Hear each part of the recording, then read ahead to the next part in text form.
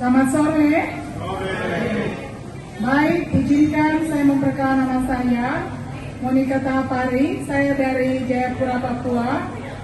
Saya datang ke sini dengan tujuan saya hanya mengikuti seminar yang pada saat ini sementara diadakan di Depok sini.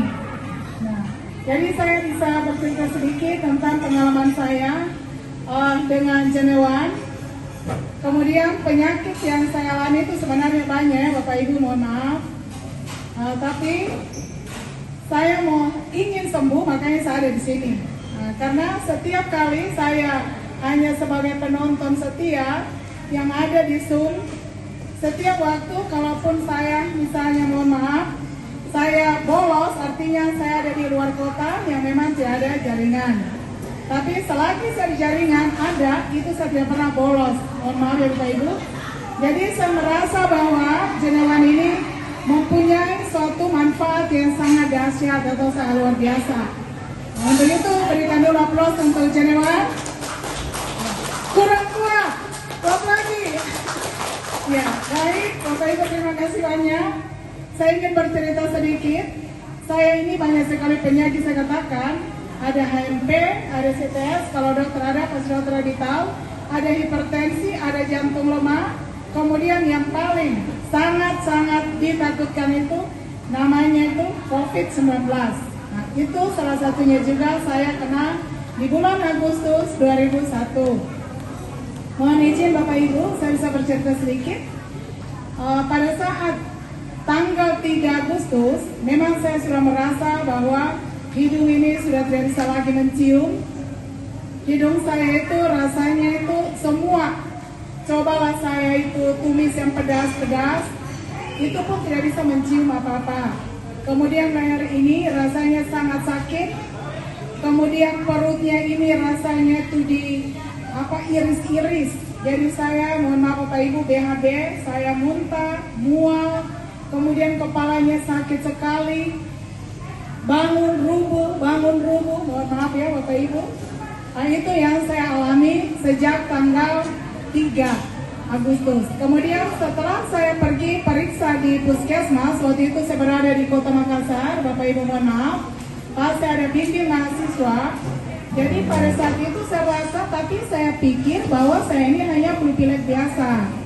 Nah, setelah saya pergi ke puskesmas, saya coba untuk ceritakan pengalaman saya dengan dokter yang memeriksa saya. Dia katakan, ibu tolong ke bagian belakang UGD, kemudian ibu coba tes COVID.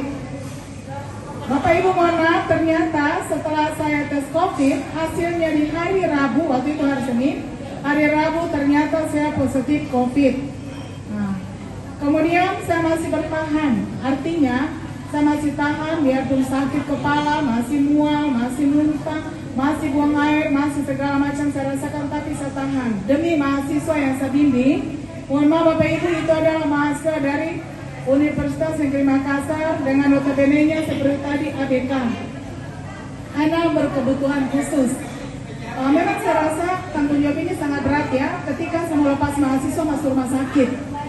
Padahal waktu itu dokter sudah memvonis bahwa Monica harus dirujuk ke Rumah Sakit Wahidin Makassar. Nah, itulah rumah sakit rujukan bagi orang-orang yang kena COVID di seluruh kota Makassar, bahkan luar kota Makassar sebagai rumah sakit rujukan COVID. Nah, karena memang Bapak Ibu mohon maaf, saya tidak bisa lagi tahan pada saat itu. Akhirnya mau terpaksa saya mengambil surat rujukan dari puskesmas karena hasil saya memang pada saat itu positif COVID.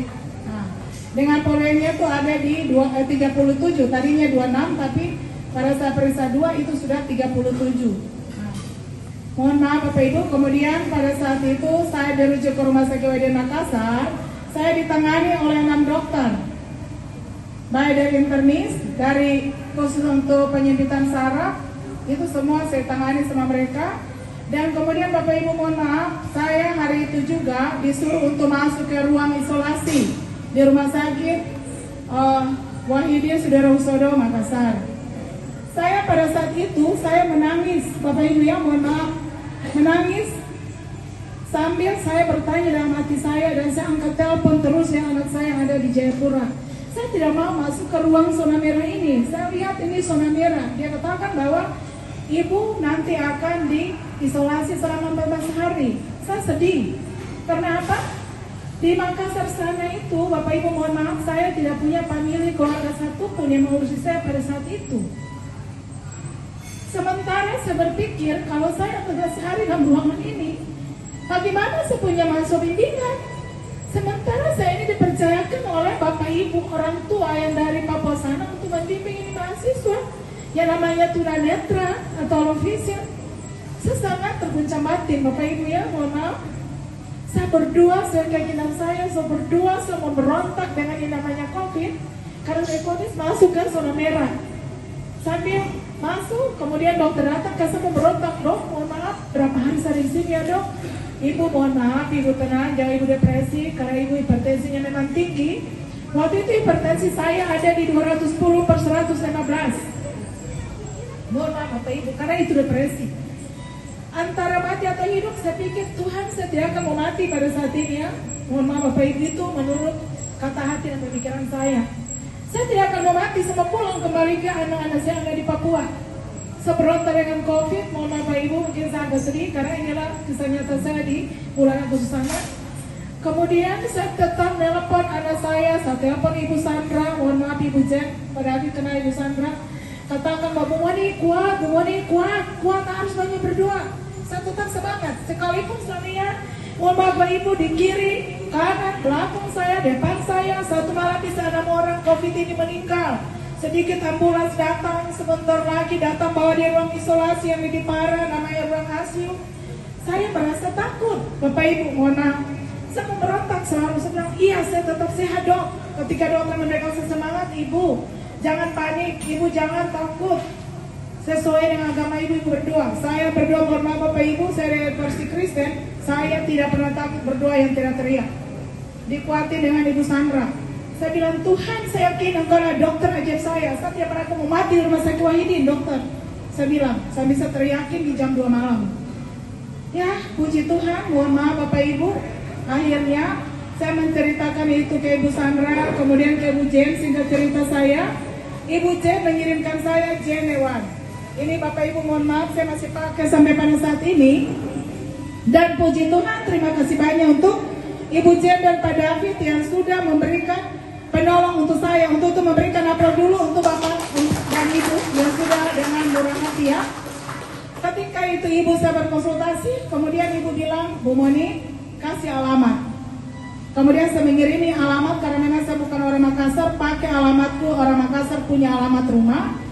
Dan ini sampai di hari ini, waktu itu saya ingat hari Jumat, besoknya diantar ke rumah sakit Wahidin dan saya pakai ya Bapak Ibu. Ini 5 hari saya pakai. Itu mujizat nyata. Tuhan sangat baik Bapak Ibu. Kemudian waktu itu saya dipanggil sama dokter internis, katakan bahwa Ibu besok Ibu PCR lagi ya, swab dan PCR. Terus saya katakan, kenapa dok? Kelihatannya Ibu sudah agak membaik. Itu di hari yang keempat. Di hari kelimanya besok, saya kayak gembira sana. Iya kan, tidak salah kan katanya dokter kemarin itu 14 hari. Jadi saya bertanya terus.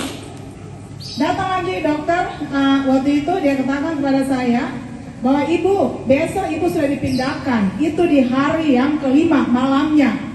Saya bilang dipindahkan kemana dok? Katanya Ibu akan dipindahkan di arah belakang lantai 2 lontara 1.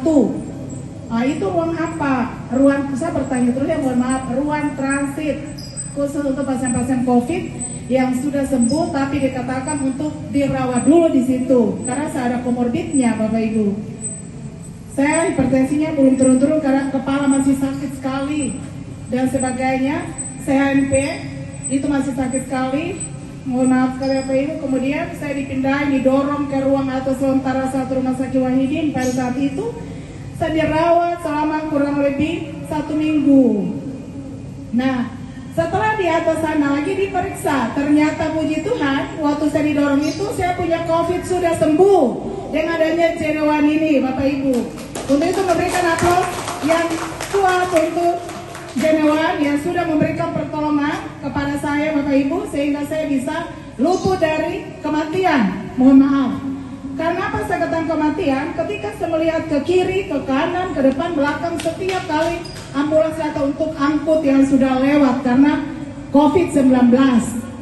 Jadi puji Tuhan sekali Bapak Ibu, saya sangat-sangat yakin dan saya dari Papua melangkah jauh sampai ke sini karena saya merasa manfaat daripada Jenewan sangat-sangat bermanfaat untuk saya.